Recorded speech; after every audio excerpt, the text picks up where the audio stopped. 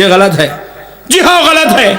तो बोला तू जो पढ़ रहा सही है? बोले सही है। ओहो, सही बुखारी से लिया, इसकी नमाज सही है कहते, हम लोगों की नहीं है कहते, हम लोगों की गलत है कहते। अच्छी बात है, एक काम कर, सही नमाज पढ़े तो सवाब मिलता, गलत पढ़े तो गुनाह होता। बेशक। तो मैं बोला अब एक काम कर, तेरे अब्बा यहां थे? जी हाँ। पूरी जिंदगी यहीं थे? जी हाँ। तो पूरी जिंदगी की नमाज गलत हुई? पहला झटका लगा उसको। जी हाँ।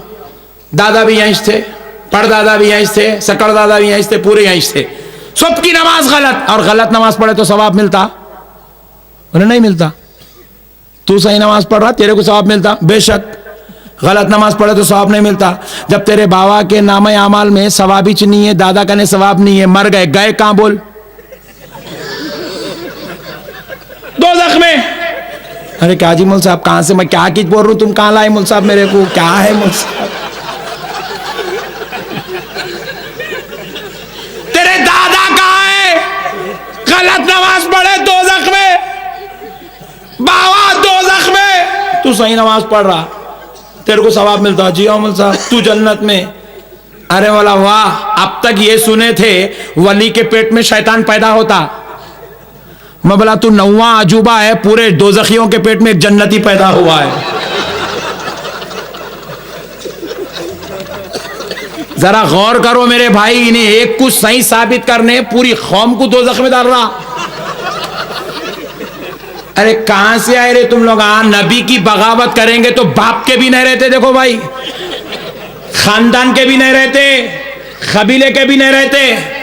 मैं मद्रास को गया था बयान करने के वास्ते, तो हुआ क्या, मैं जुमा की नमाज थी, बहैसियत मुसाफिर मैं इमाम साहब के पीछे, हमारे मौलाना उवैस रजा साहब है, क्योंकि ये कैसेट जब उनका ने पहुंचेंगे तो उन्हें बहुत खुश होंगे, बोलेंगे मौलाना मेरे को हर जगह याद करते हैं। तो मैं जो उनके पीछे नमाज पढ़ रहा हूं, अब एक बाजू ठहर गया, उसका एक चक्कर है पैर को पैर लगाने का। अब मैं ऐसे पैर रखा हुआ हूं, मेरे को उंगली लगा रहा, करम उंगली। मैं बोला अब ये क्या बेइज्जती है भाई, वहां हैदराबाद में पैरा पड़ते हैं, पैरा खुंदल रहा है। थोड़ा पैर हटाया, फिर लगा रहा, फिर हटाया और लगा रहा। अब मैं कहां हटूं भाई, इधर हटा तो पूरी सफ गिर जाती। मैं उठा के पैर उसके पैर पे रख दिया, हिस्सा ही खत्म।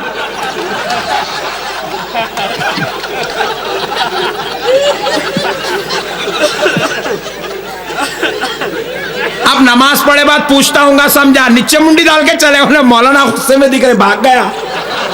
तो पता क्या चला मेरे भाई, ये कौम इतनी गलीज है कि नबी के बुग़्ज़ ने इन्हें कौम का भी नहीं छोड़ा, बाप का भी नहीं छोड़ा, ये दादा का खानदान का भी नहीं हो सकता।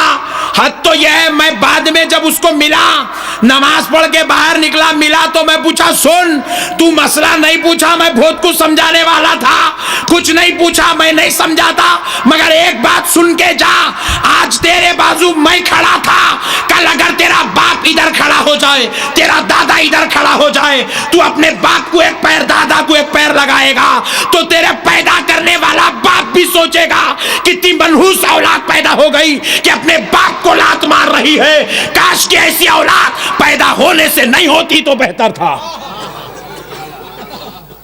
नबी के बुग़्ज़ ने बाप का गद्दार बना दिया है इनको, नबी के बुग़्ज़ ने दादा का दुश्मन बना दिया है जालिमों को।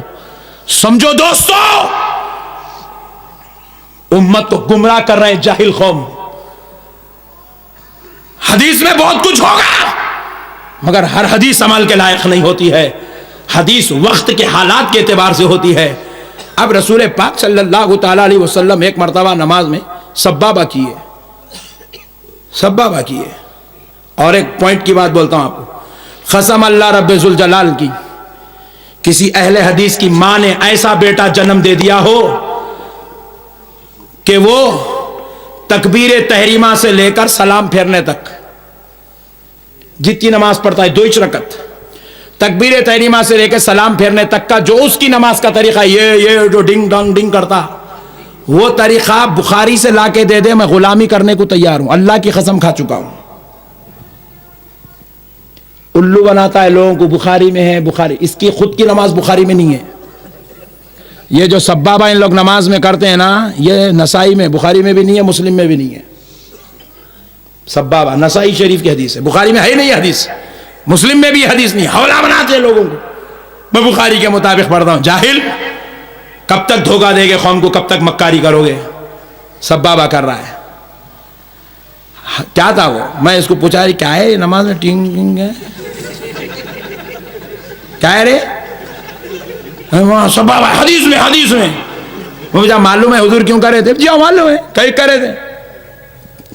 बोले हुजूर सल्लल्लाहु ताला अलैहि वसल्लम इसलिए करे थे कि एक बार नबी पाक सल्लल्लाहु अलैहि वसल्लम नमाज पढ़ रहे थे तो शयातीन का एक काफिला आ रहा था जो सहाबा की सफ़ों में घुसकर नमाज खराब करने का इरादा कर रहा था। हुजूर ने अपनी उंगली से उस शैतान को मारा। बात समझ में आ रही है आपको? ये शैतान सरकार ने नमाज की हालत में सहाबियों की नमाज खराब करने के लिए जो शयातीन, हुजूर ने उनको मारा।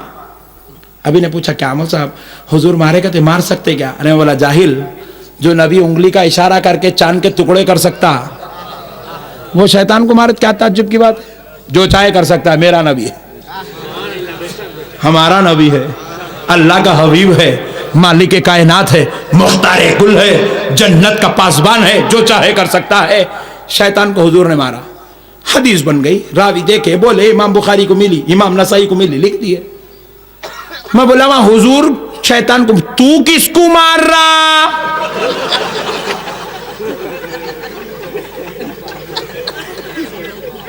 अब इसको कुछ भी समझ में नहीं आया तो बोले मौलाना मैं भी शैतान कुछ मार रहा हूं। बोला तो बोला तब भी तेरी जलालत की हद देख ले। सुन, तेरी जमात के मौलवियों और मुल्लाओं ने अपनी किताबों में लिखा कि नमाज में नबी का ख्याल ना लाया जाए। उन्होंने तो बहुत जुल्म के साथ लिखा, मैं वो अल्फाज अदा नहीं कर सकता, मगर कहा कि नमाज में नबी का ख्याल नहीं लाना चाहिए। अरे मैंने कहा जालिम सुन ले, तेरी जमात के मौलवियों ने कहा कि नमाज में कायदे में बैठो तो नबी का ख्याल ना लाओ। देख खुदा का अजाब कैसे आ गया। तेरे मौलवियों ने कहा कि नबी का ख्याल नमाज में ना लाओ। अरे सुन, नबी का ख्याल तू लाना छोड़ दिया तो क्या हुआ? अल्लाह ने तुझे नमाज में सब बाबा दे दिया और तू कह रहा है कि मैं शैतान को मारता हूं। तो सुन ले, अल्लाह कह रहा है जो नमाज में अस्सलामु अलैका अय्युहन नबी कहकर मेरे नबी को याद नहीं करता तो आगे बढ़, मैं तुझे शैतान को याद दिला देता हूं कि तू नमाज में बैठकर शैतान को याद करता है। क्योंकि मारने के लिए याद करना जरूरी है, तसव्वुर करना जरूरी है। क्योंकि जब मार रहा तो तसव्वुर करता हूंगा, कभी कल्ले पे मार रहा हूं, कभी पीठ पे मार रहा हूं, कभी पेट पे मार रहा हूं, कभी हाथ पे मार रहा हूं, ये उठाया मुंह पे, ये हाथ पे, ये पैर पे, ये मुंह में, ये टांग में। सुन, मारने के लिए तुझे तसव्वुर करना जरूरी है। तेरी नमाज वो है जो तसव्वुर शैतान से होती है, मेरी नमाज वो है जो आका के तसव्वुर पे मुकम्मल होती है। सुभान अल्लाह, मेरे भाइयों, अल्लाह और उसके रसूल का वास्ता, मसाइल को समझो। आज वक्त है उम्मत को संभलने की, समझने की। अब बात खत्म करते हुए सिर्फ दो गुजारिशात आपके गोशे गुजार करना चाहता हूं। कबूल करेंगे भाई? पक्का वादा? मेरे भाइयों, हमारा और इनका इख्तलाफ झंडे का, दरगाह का, नमाज का नहीं है। हमारा और इनका इख्तलाफ ये नबी के गुस्ताख हैं, इस बात पर इख्तलाफ है। ये नबी के बागी हैं, इस बात पर इख्तलाफ। आइंदा से अगर आपको कोई पूछे इसके पीछे नमाज कहीं को नहीं पढ़ते तो फातिहा नहीं देता, सलाम नहीं पढ़ता, नहीं बोलना। एक ही बात बोलना, गुस्ताख नबी है, बागी नबी है। एक ही बात बोलना, दुश्मन नबी है। इस बात पर हमारा इख्तलाफ है। मेरे प्यारे भाइयों, मैं उम्मीद करता हूं मेरी दो गुजारिशात आपके गोशे गुजारे आप कबूल करेंगे। करेंगे भाई? और लम्हे फिक्र है, जरा गौर तो करो मेरे भाई।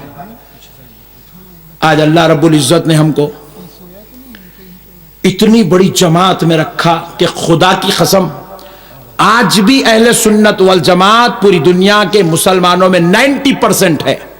माशाअल्लाह। कितने परसेंट है जरा बोलो? 90% है। यह अलग बात है कि हम लोग वो चंद टोपियों को देख के, छोटे पैजामों को देख के घबरा जाते, अरे इन लोग भूत है, भूत है। कुछ भी नहीं है। मैं कई जगह बोला, ये जितने टोपियां दिख रहे, मतलब ये नहीं मुंह की बात कर रहा हूं, वो जितने टोपियां छोटे पैजामे दिख रहे इन्हों इतने ही, जितने बगैर टोपियां दिख रहे वो हम लोग आए। अब यह अलग बात है हमारा भाई टोपी नहीं पहनता, कई को नहीं पहनता, अल्लाह उसको हिदायत दे पहनने की। ये जितने घरों में दिख रहे वो हम लोग आए, जितने बाहर गए वो हम लोग आए। बात समझ में आ रही भाई? अभी जैसे आप ही फरमाए मौलाना बहुत फैल जा रहे हैं, बहुत फैल जा रहे हैं, बहुत फैल जा रहे हैं, यह अलग बात है। हम लोग चुप नहीं निकलते, साल में एक वक्त निकलते, फिर जाके लाइट ले सो जाते। जैसे कि कल निकले थे परसों, अल्लामा अशरफ मियां साहब क़िबला बता रहे थे कि 1 लाख का मजमा था। इतना बड़ा मजमा रायपुर में, तो फिर बॉम्बे का आलम क्या होगा, हैदराबाद का आलम क्या होगा, कोलकाता का आलम क्या होगा, मद्रास का आलम क्या होगा? तो मेरे